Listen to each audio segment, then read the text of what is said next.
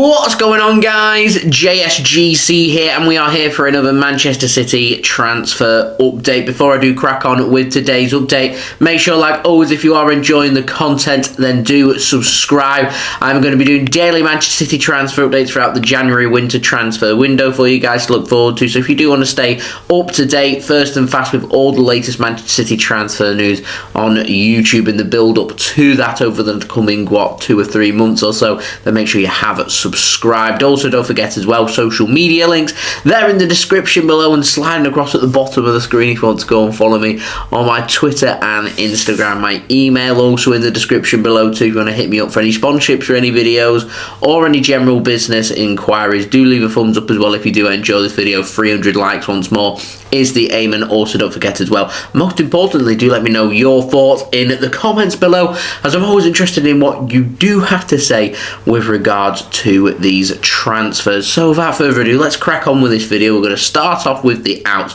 and we've got an update following on from the other day's story with Jack Grealish. Now, Fabrizio Romano has said that Jack Grealish, he's going to be fighting for his place at Manchester City. He's going to fight to try and get into the England starting 11 ahead of the World Cup in November and December. And Jack Grealish's only focus right now is getting more minutes and more starts, working hard for Manchester City and working hard for England. That is his focus right now, and nothing else is on his mind. Leaving is not on Jack Grealish's mind. He does not want to leave Manchester City. This is contrary to the previous reports that was reporting on the other day in my transfer update, where a report was suggesting that Jack Grealish had told his entourage to try and seek a move away from Manchester City, as he doesn't obviously feel like Manchester City is the right fit for him, and Man City may be questioning is Jack Grealish the right player for them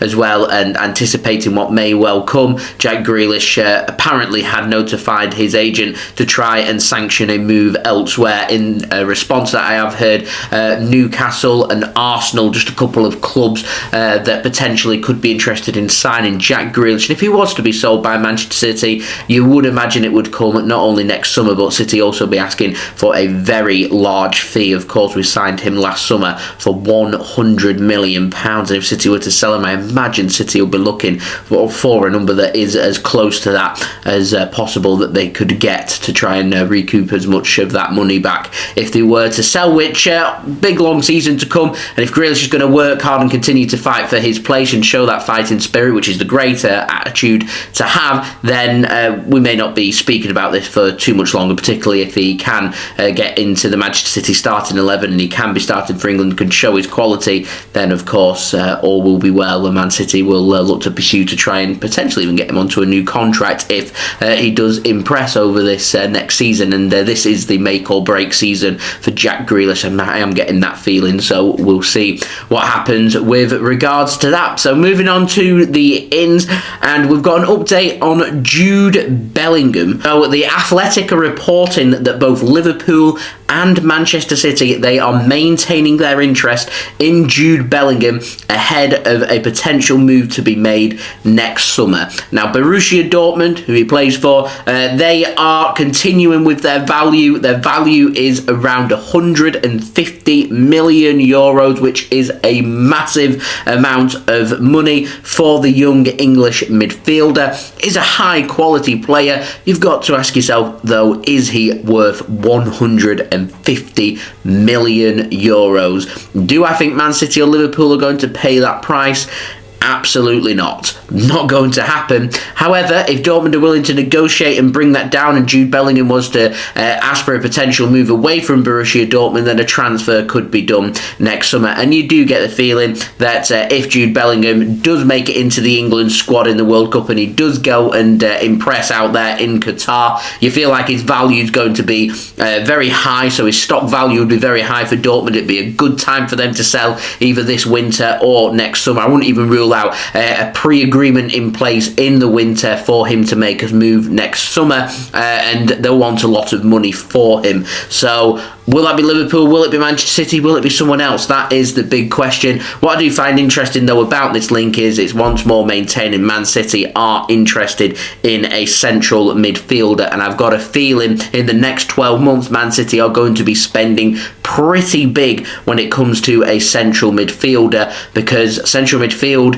when it comes to the attacking areas in particular, and player that's going to either be box to box or playing in a more advanced role, Man City haven't really spent too big in this position in a little while. So if there is to be a departure of a senior first team player, Gundogan's contract up next summer, and or Bernardo Silva's future always being put into question. If one or either of them players, or both even, were to leave Manchester City, then I can see Man City potentially spending very big in central midfield. The question is, if it is to be Jude Bellingham, would Man City be prepared to spend 150 million euros to make that transfer happen?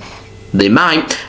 You'd imagine that it would rely on Bernardo Silva to be sold to make this transfer happen, which, from my point of view, I think Bernardo Silva is an amazing football player, and I hope that he stays at Manchester City. I'd rather keep Bernardo Silva here than bring in Jude Bellingham as a replacement, although, to me, I do think that Jude Bellingham is more of an Ilkay Gundogan replacement rather than a Bernardo Silva replacement. It's just we'd be able to accumulate a lot more money from Bernardo Silva than we would for Ilkay Gundogan. That's due to age, length of contract, etc, etc. So we'll have to see what direction we're going in. So we know that City potentially looking at wingers, looking at central midfielders. I wouldn't be surprised to see us getting linked with fullbacks before long. And so what was expecting last summer to be very busy for Manchester City was busy, but there's been areas that haven't been added, and Man City could even have a look in the winter window to maybe address one or two of the positions, depending on the World Cup and who impresses, of course. So we'll just have to sit here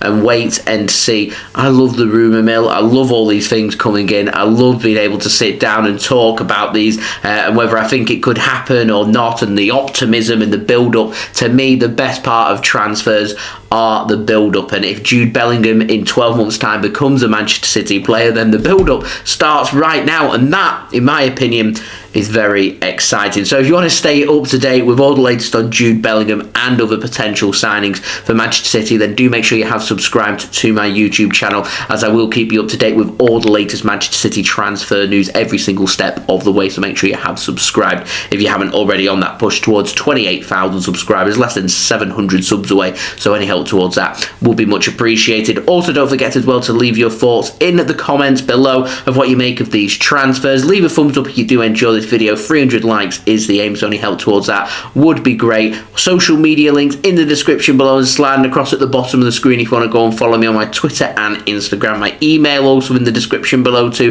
if you want to hit me up for any sponsorships for any videos or any general business inquiries. And we'll be back again real soon for another Manchester City video. I know it's the international break. It's always a little bit boring during the international break, but the transfer news always seems to go into overdrive during the international break. So long may it continue. So we'll see when I do next post for you guys. It will be soon, I do promise you that. So I'll see you then. So I've been JSGC. Thank you everyone for watching. I hope everyone is safe and well. Peace.